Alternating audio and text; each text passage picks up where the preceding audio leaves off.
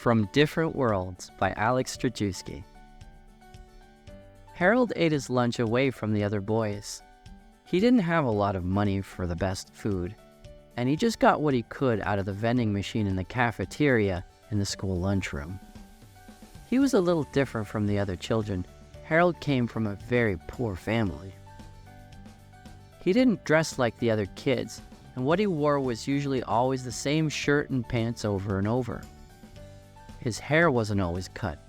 They didn't always have the money for that, and when it came to school supplies, he got those at the dollar store or for free from other giveaways.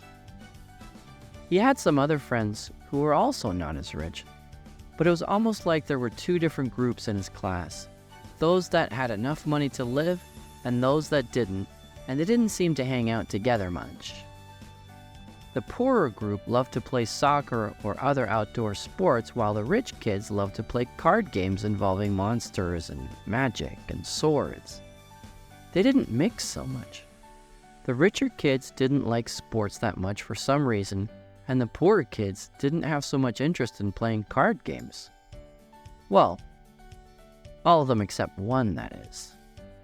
Harold looked on as the other boys played one of the fantasy card games during lunch. He only had one deck of his own cards to play with. He treasured it and always kept it safe. He knew every card by heart, and he knew how they worked together to form good strategies in the game. He also knew what other cards did because he could look them up on the school library computer. There were thousands of cards, but only a handful were really useful. But Harold didn't want his friends to think he was uncool and didn't want to play tennis ball soccer with them. He snuck looks over at what the richer kids were playing from time to time. He wanted to know what cards were being played and who was winning using what cards. He did it quickly so no one would notice, and no one really did. No one except one boy, Joshua, one of the richer kids in the game. He saw whenever Harold looked over. He could tell he took an interest in what they were doing because he didn't avoid others and was happy to look at everyone and see what they were up to. The day carried on and it came time to go home. Harold got his few belongings and made his way to the bus stop when he heard a voice from around the corner. "Hey, over here." It was coming from near the dumpster, but no one seemed to be there. Harold went closer. "Hey Harold, it's Josh, come over." He did and saw Josh was by himself. He seemed friendly enough. "Hey man, I noticed that you've been watching our card games, is that right? Do you want me to show you how to play?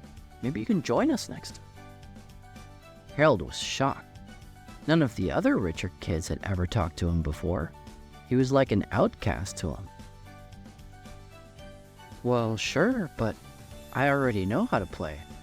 I just like to follow along and see what cards and decks are winning." Now it was Josh's turn to look like he was in shock. "Wait, you know how to play the Wizards Battle card game? But I thought you were in with the soccer crowd." "Oh, I am. I love both.